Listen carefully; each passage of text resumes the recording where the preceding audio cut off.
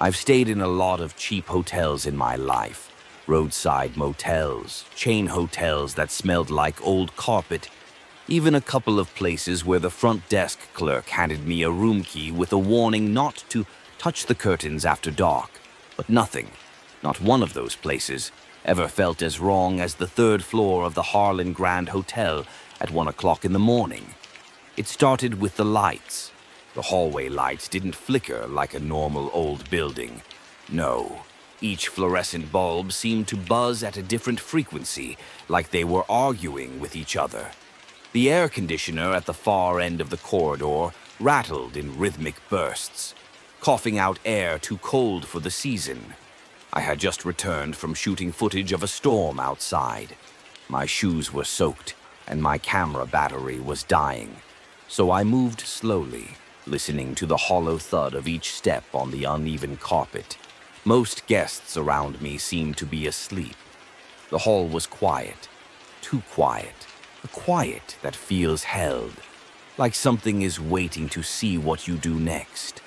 As I walked past room 301, then 303, the hum of the hallway deepened.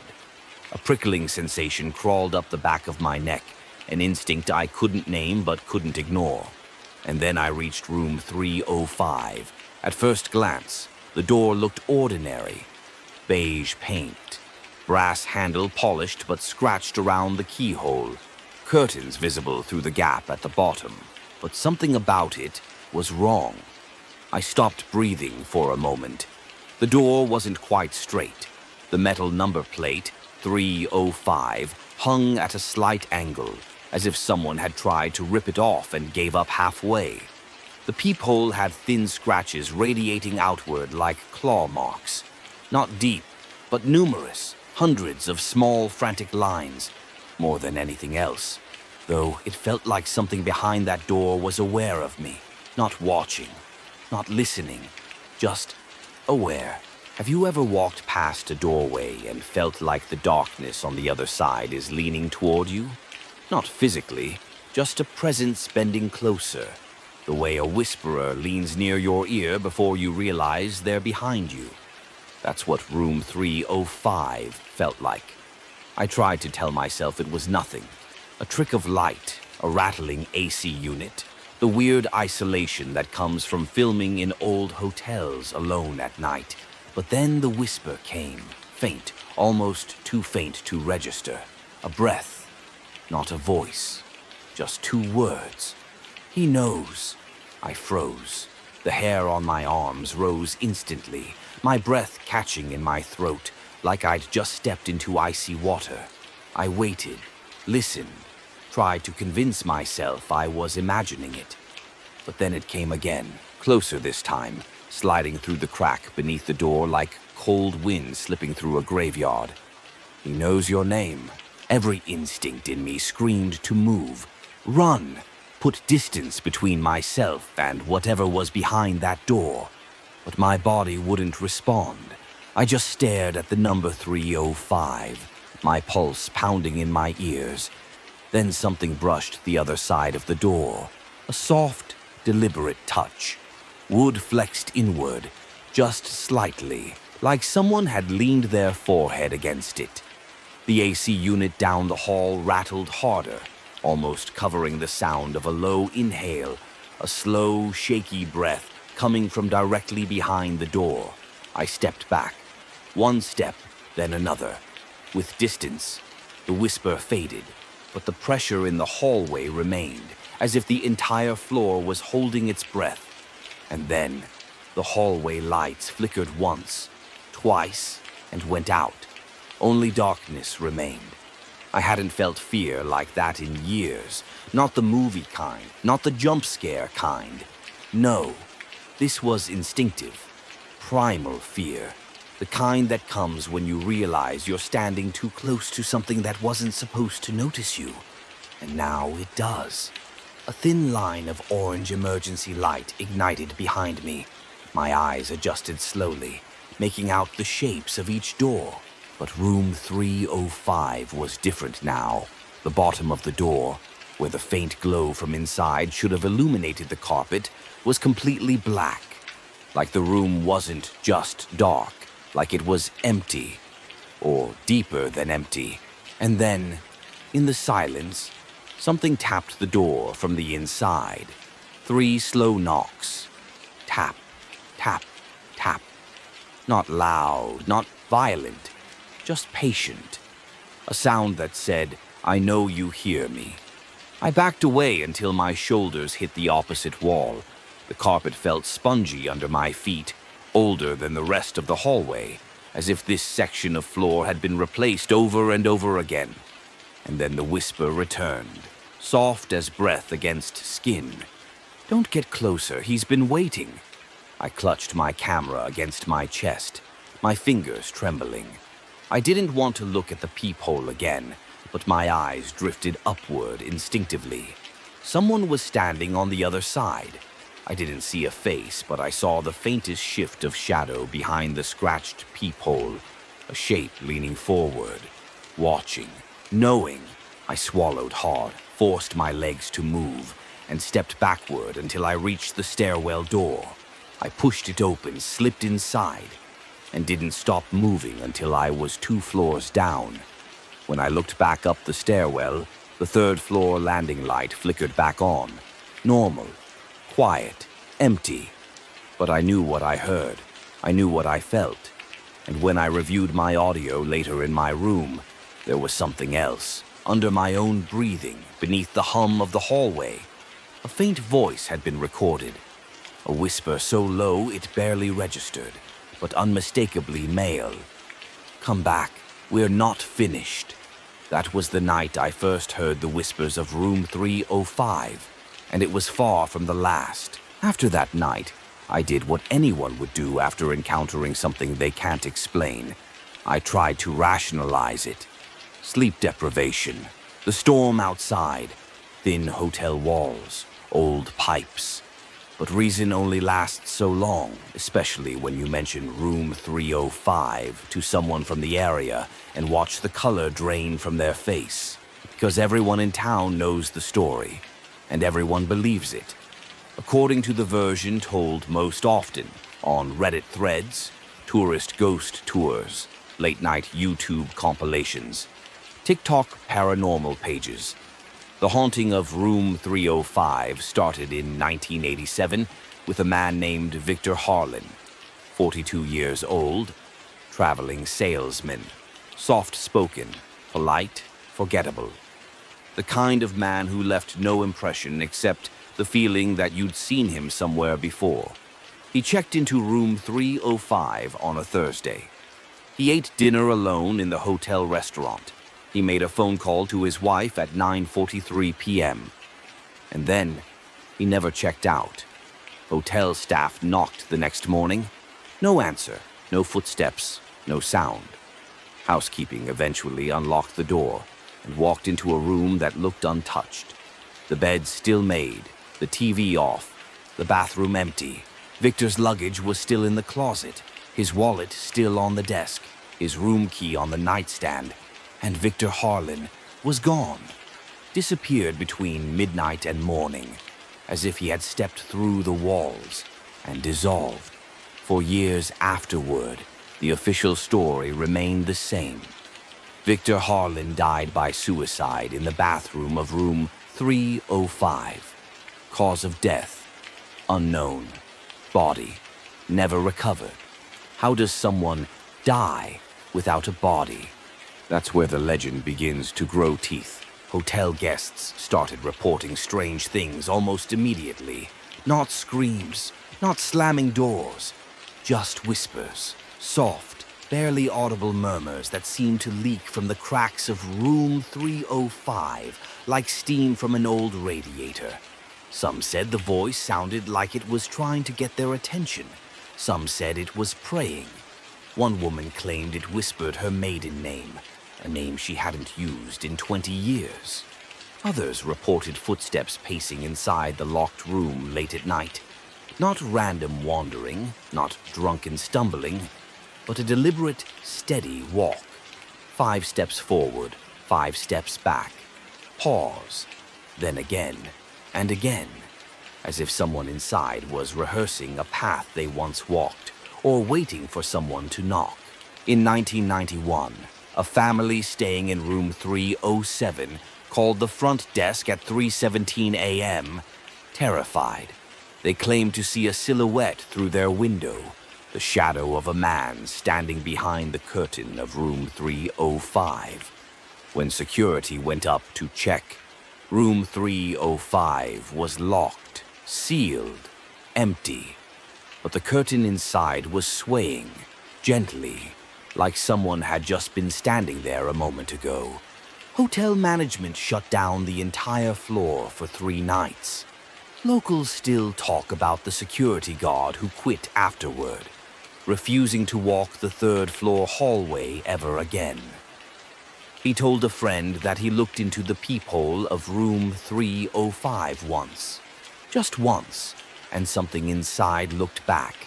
Every October, the hotel runs a special for tourists, the Harlan Ghost Walk. People come for the legend, for the whispers, for the hope of catching a glimpse of the ghost of room 305. But there's one detail even the tour guides don't get right. Victor Harlan has supposedly been dead since 1992, and yet his name still appears in the guest log every single year. Same signature, same handwriting, always under room 305. The hotel's front desk clerks swear they never saw anyone walk in to sign it. No ID, no room key issued, no credit card. The name just shows up, as if someone invisible still checks in occasionally just to remind the staff he hasn't left. Most urban legends feel embellished, overly dramatic, unrealistic. But the eeriness of room 305 lies in how plain the details are. There was no blood, no screaming, no violent haunting, just disappearance, silence, whispers. People aren't scared because they think a ghost is clawing at the door. They're scared because they think the ghost might be standing quietly on the other side, listening, breathing softly, waiting for you to lean in close enough for it to speak your name.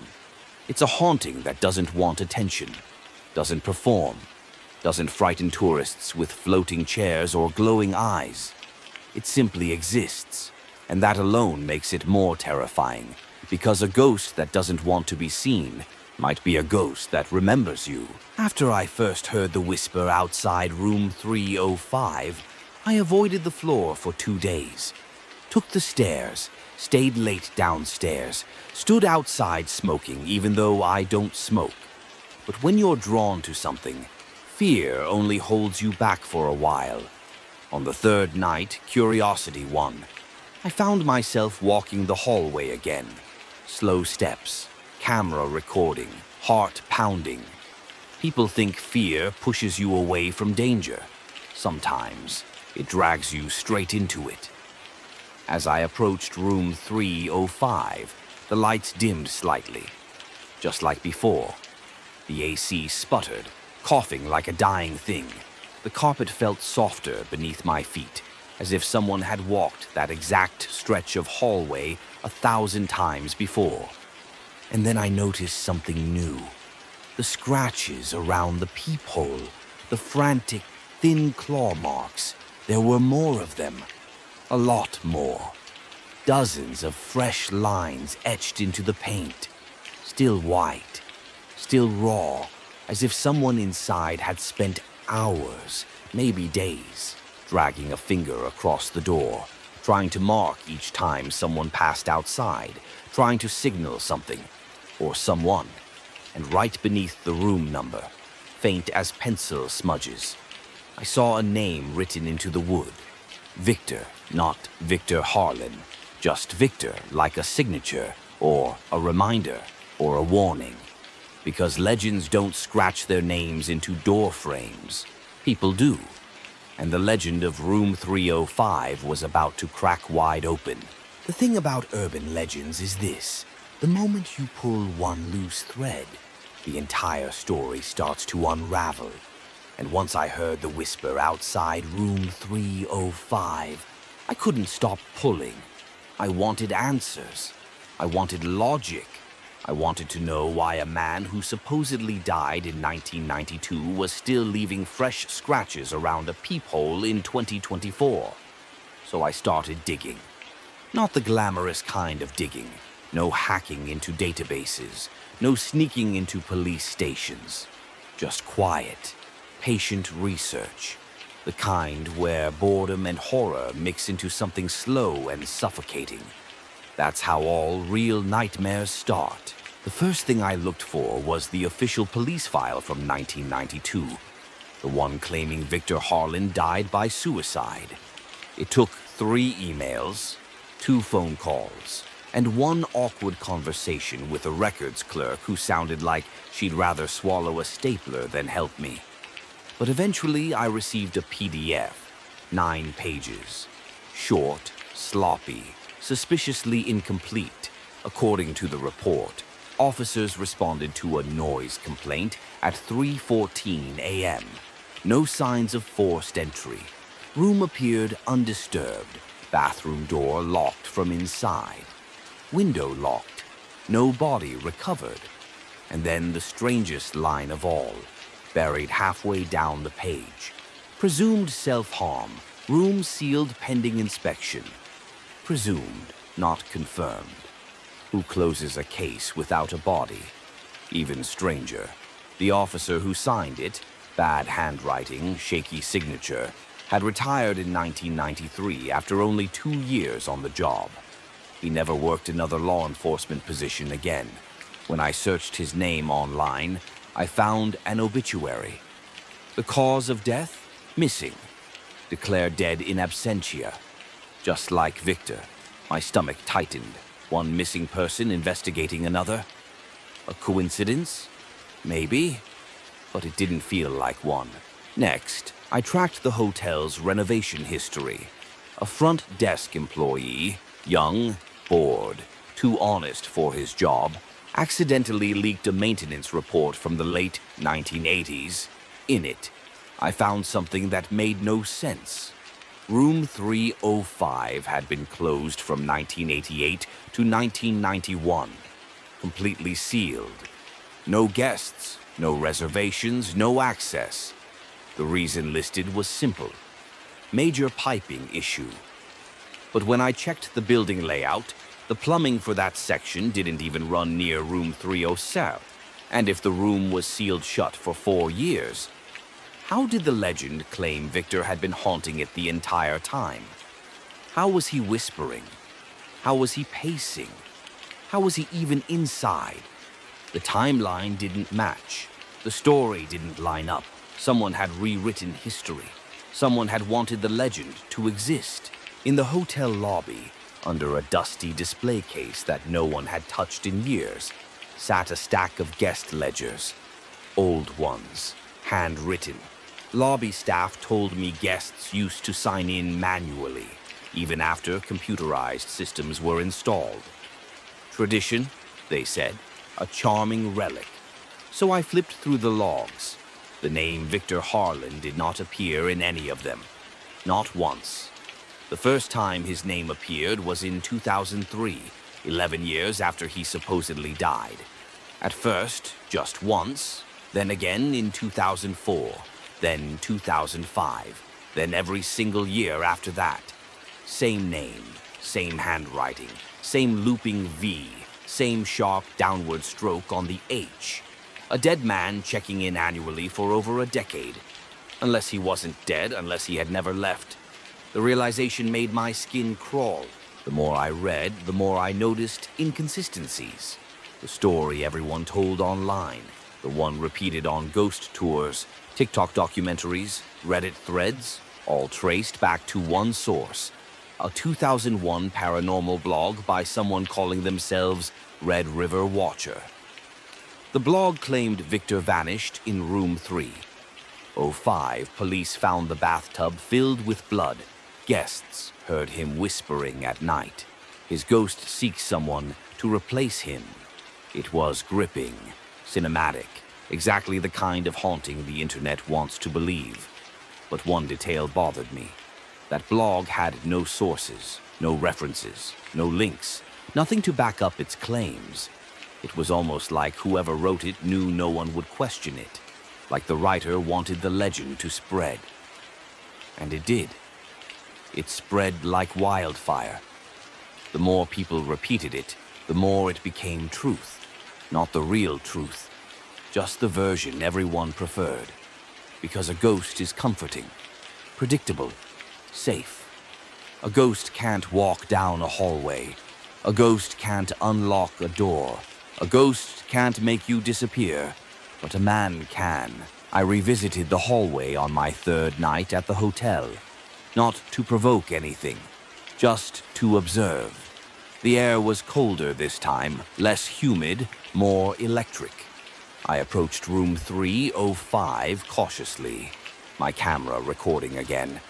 Then I saw something new, a small white label above the metal door frame, peeling at the edges, handwritten in blue ink. Authorized access, V. Hill, Hill. The night manager. I remembered his name from the staff roster in the lobby. Vincent Hill, night manager, employed since 1993. The timing hit me like ice water. 1 year after Victor's alleged death. 1 year after police declared him missing. 1 year after the renovations. 1 year after the timeline blurred. Hill, Harlan. My mouth went dry. Was it a coincidence? A common last name shift? Or was it Victor with a new identity? I leaned closer to the label, studying the handwriting. Then I froze. The V and the H were identical to the signature in the guest logs. The same man who had signed room 305 every year also signed the maintenance authorization for room 305. The legend said Victor died. But everything in the records told a different story. Victor didn't die in room 305. He stayed. He just changed his name. And the whispers, the footsteps, the shadow behind the curtain, maybe they weren't from a ghost at all. Maybe they were from a man who never left. A man who used the legend to make sure no one questioned why room 305 stayed locked for so many years, or why anyone who slept near it sometimes didn't check out. People imagine investigations as dramatic moments, breaking into archives, printing out redacted documents, hunching over corkboards with red string. Reality is quieter, lonelier, darker. Most monsters aren't discovered in locked basements or abandoned buildings. They're hidden in public files, forgotten newspapers, cached blog pages, the places no one bothers to look. And that's exactly where Victor Harlan's mask began to slip. It started with a local newspaper digitized in a county database. March 14th, 1997. Buried between an ad for lawnmower parts and a story about a school fundraiser, I found this headline: Hotel manager arrested for guest registry fraud. The article was short, barely 10 lines, but one detail made my breath catch. The suspect, Victor Harlan, was accused of falsifying guest signatures to embezzle deposit fees. Victor Saul Harlan, 1997. 5 years after he supposedly died, the article even listed his age 52, which matched exactly with a man who was 42 in 1987. But the most disturbing part wasn't his name. It wasn't the crime.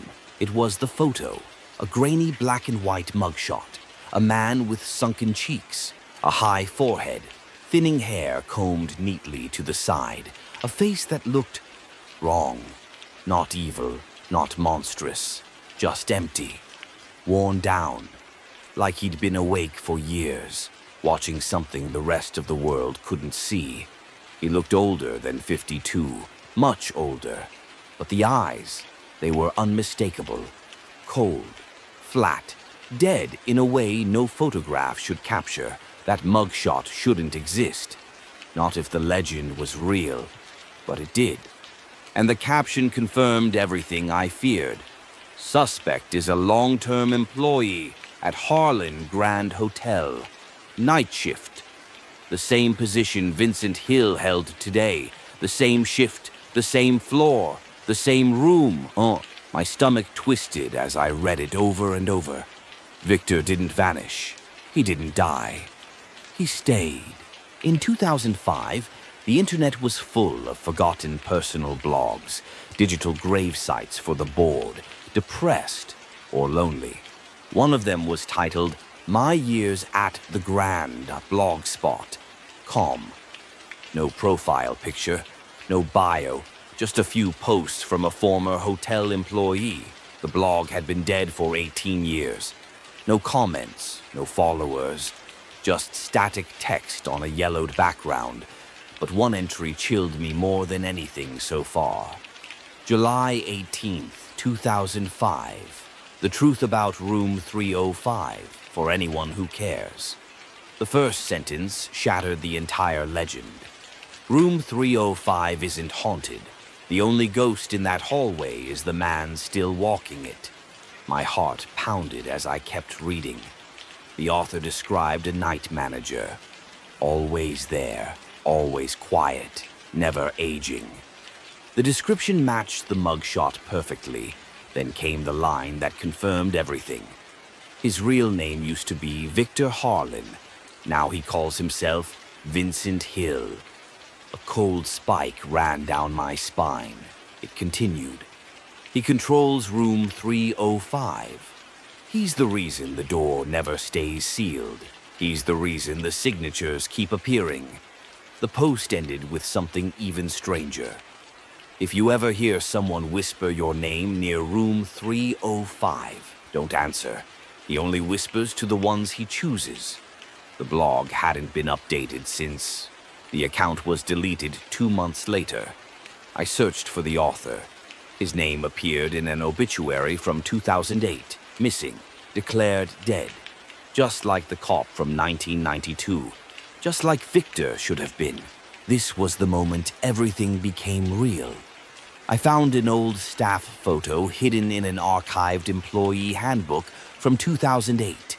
Just a harmless group picture of hotel workers smiling awkwardly in front of a beige hallway. But in the center, wearing a neat uniform, hair slicked back, laminated name tag shining under the flash, stood a man labeled V. Hill, Night Manager. He looked 60, maybe 70. Yet his posture was perfect, his expression unchanged from the 1997 mugshot. And again, those same eyes. Dead, cold, observing. But what froze me wasn't his face. It was the background, because that staff photo was taken right outside room 305. And behind him, just to the left, the door frame was bent. The number 305 hung crooked. The peephole was covered by a small piece of duct tape. And right below the number plate, nearly invisible unless you zoomed in, were fresh scratches. Thin, frantic, overlapping lines running in circles around the peephole. Exactly like the ones I saw days ago. Exactly the same pattern, meaning someone had been scratching that door since at least 2008, while Victor, or Vincent, stood inches away, smiling calmly for the camera, as if he wanted that moment recorded, as if he wanted someone, someday, to find it, to understand. By then, the pattern was undeniable. Victor Harlan dies in 1992. No body. A manager named V. Hill appears in 1993. Mugshot in 1997 identifies that same man as Victor, former employee. Blog in 2005 confirms identity switch. Staff photo in 2008 shows him outside room 305. Guest log signatures appear from 2003 onward. Victor didn't become a ghost. He became the hallway. He became the night shift. He became the legend. He used the haunting to hide in plain sight. People stopped questioning strange noises or shadows. They assumed it was the ghost. Meanwhile, Victor kept watching, listening, choosing. Just like the blog said. Remember the whisper I heard outside room 305? He knows your name. I thought it was a ghost, but after everything I'd discovered, something else clicked into place. Victor didn't whisper to scare people. He whispered to identify them, to choose the ones he wanted, the ones he marked, the ones he followed. A cold truth settled over me. He had whispered mine, and Victor Harlan, or Vincent Hill, the man who had been dead for 30 years, was still alive, still walking that hallway, still waiting behind that door. And he knew exactly who I was. People think fear peaks at the moment you see the ghost, but that's wrong. Fear peaks when you realize there was never a ghost to begin with, just a man who let you believe there was. And for me, that moment came when I stopped looking at rooms, documents, and online stories, and started looking at the disappearances, not the famous ones, not the ones used in ghost tours, not the ones people debate on Reddit. No, the ones no one talked about, the ones the hotel pretended never happened. The earliest one I found was a maid named Marissa Clark, 21, quiet, reliable, no criminal record. She worked on the 3rd floor. One night, she radioed the front desk at 2:11 a.m. and said, "There's someone pacing outside room 305. 10 minutes later, her radio crackled again. Static, a gasp, a muffled thud. She never checked out. Her uniform was found neatly folded in the laundry chute the next morning. No note, no body, nothing else. A week later, the hotel wrote her off as voluntary resignation, and 2 weeks later, a new signature appeared in the guest log for room 305.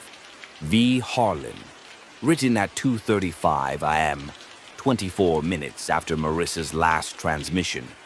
My hands shook when I read it. Victor hadn't stopped after faking his death. He had only just begun.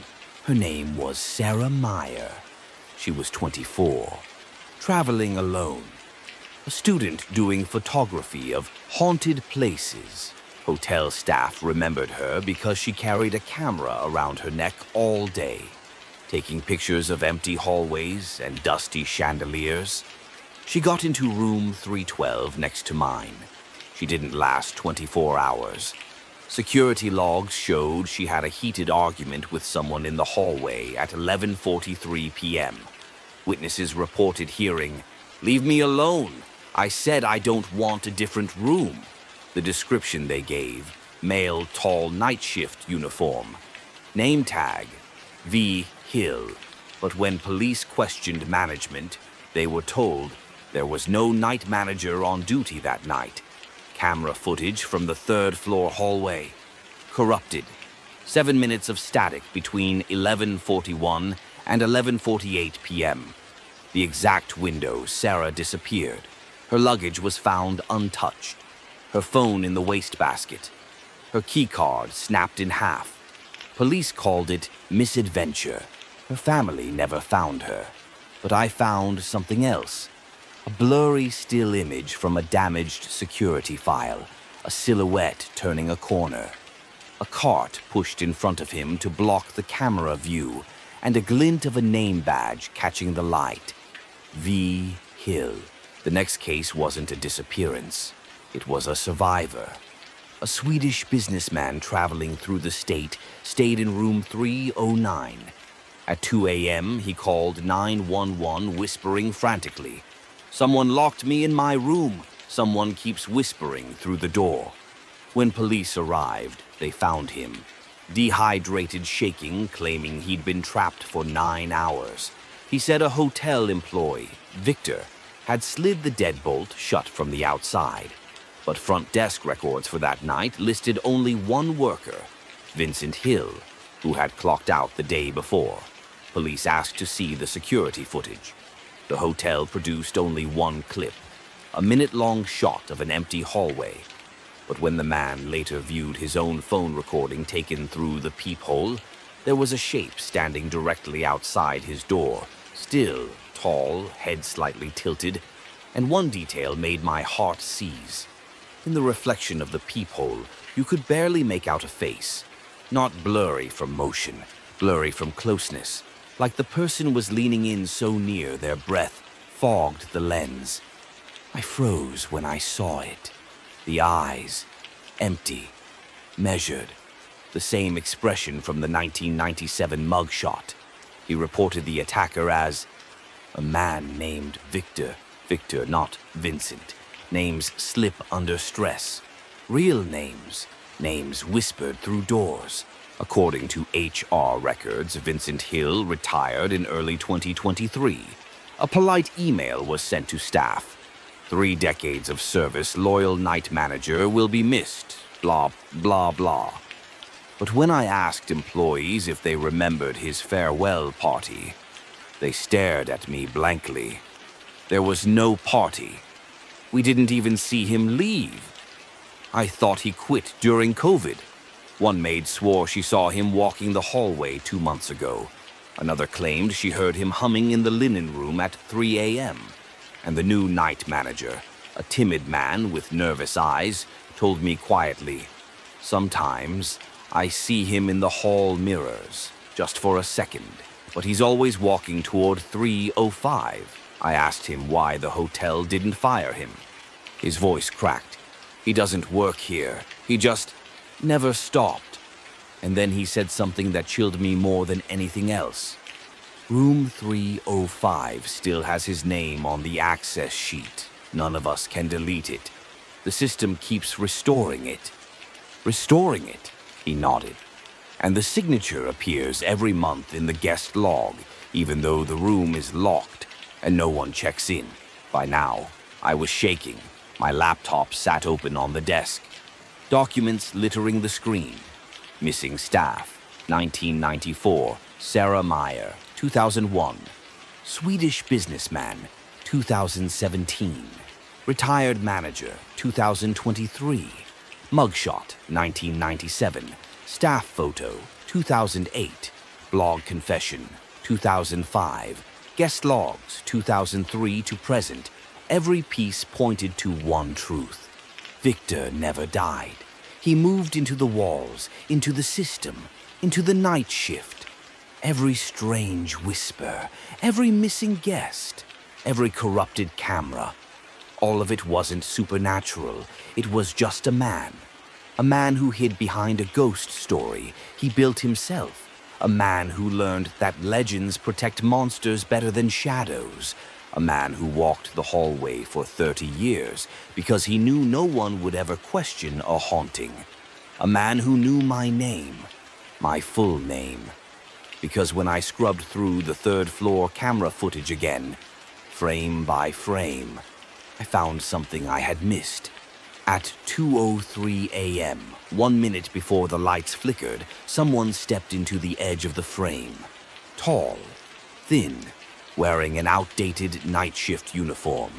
The camera only caught him for half a second, but in that half second, he looked directly at the lens and whispered, "Hello, Sam." He wasn't a ghost. He was real. And he knew I'd been investigating him. There's a moment in every investigation when the story stops being a story and becomes a place you have to stand in, a place you have to walk through, a place you can't unsee afterward. For me, that place was the 3rd floor of the Harlan Grand Hotel, and the moment I stepped off the elevator that night, I knew I'd crossed into something I wasn't supposed to find. The hallway was wrong, not visually. Visually, it was the same. Faded carpet, dim sconces, beige wallpaper. But the air was wrong, heavy, still, like someone had shut the world out and sealed something else in. My footsteps sounded too loud, as if the hallway were listening, as if the silence had teeth. And at the far end of the corridor, room 305 waited. The door, the crooked number, the scratches around the peephole, and the key card in my hand, borrowed from the new night manager, felt like a betrayal of myself, of whatever part of me still believed I could walk away. I approached the door, Every step felt like walking deeper into someone else's lungs. People say old buildings breathe, wood expanding, pipes cooling, foundations settling. This door wasn't breathing because it was old. It was breathing because someone was standing on the other side. I stopped a foot away. The light above me flickered.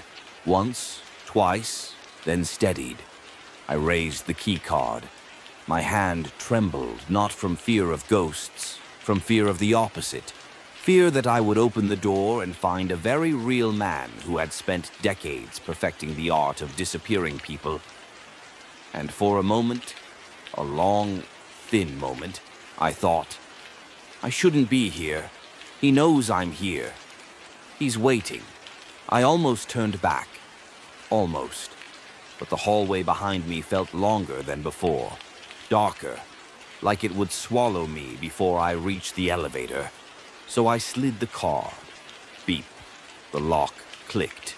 The door opened half an inch, on its own, as if someone inside pulled it, slowly, softly, inviting me. A warm breath of stale air touched my face, and then a whisper, right behind the door frame, not inside the room, right at the threshold. Come in, Sam. My stomach turned to ice. He wasn't surprised. He wasn't caught. He had been waiting. I pushed the door open an inch more. The room was dark, not pitch black, more like a shape waiting to assemble itself. The faint city light leaking through the curtains outlined three things: a dresser, a chair, and a man standing by the window. Tall, still, his back turned toward me. I froze. He didn't move. Not at all. Not even to breathe. The only sound was the air conditioner rattling in the wall like it was choking. I whispered, "Victor." He turned, slowly, too slowly, like his bones remembered how to move before his muscles did. His face was older than in the photograph. Deep creases dragging his features downward, his skin sagging, but the eyes unchanged, dead, flat, curious. He spoke in a voice soft enough that the air had to lean in to hear it. "Close the door. Sam." I didn't. Not because I was brave, but because my legs had forgotten how to move. He stepped forward, and the room seemed to bend around him, like the shadows were obeying him. And then he said something that almost stopped my heart entirely. "You shouldn't have followed the whispers." I swallowed. "Oh, what are you?" His lips twitched, not a smile, not quite, just a man. Pause. But people prefer the ghost story. It keeps them from asking questions. He moved closer. "Do you know how easy it is to hide behind a haunting? How willingly people abandon logic once they fear the dark?" I backed up until my shoulder hit the hallway wall. Victor stopped inches from me, too close. I could smell dust on his clothes, old dust, old rooms, old secrets. Then he whispered. "I whispered your name because you were listening." I felt something snap inside me, a primitive, animal instinct telling me to run. But Victor just stepped back into the room. "Some people hear the whispers," he said. "Walk away." Another step. "Some people hear it and come to me." He turned his back to me again. The message was clear. If he wanted to grab me, he already would have. I don't know what that meant. Mercy, mockery, or something worse. I took my chance. I ran. I didn't look back. I sprinted down the hallway, lungs burning. The exit sign at the far end glowing like salvation. But halfway there, the lights flickered. The air thickened. The walls felt closer. And behind me, far but not far enough, I heard footsteps. Slow, measured, echoing softly on the carpet. He wasn't running. He didn't need to. I reached the elevator, stabbed the button, stabbed it again. The footsteps stopped. The elevator dinged. I dove inside and hit the close button so hard my knuckles bruised. The doors slid shut. And just before they met, a pale shape appeared at the end of the hallway, standing still, watching, and I realized something horrible. His uniform was the same one from the 1997 mugshot, not updated, not changed, not replaced. He had kept it all these years, kept everything, the doors closed. I didn't sleep that night, or the next. I left the hotel, left the town, left the state, but I didn't escape.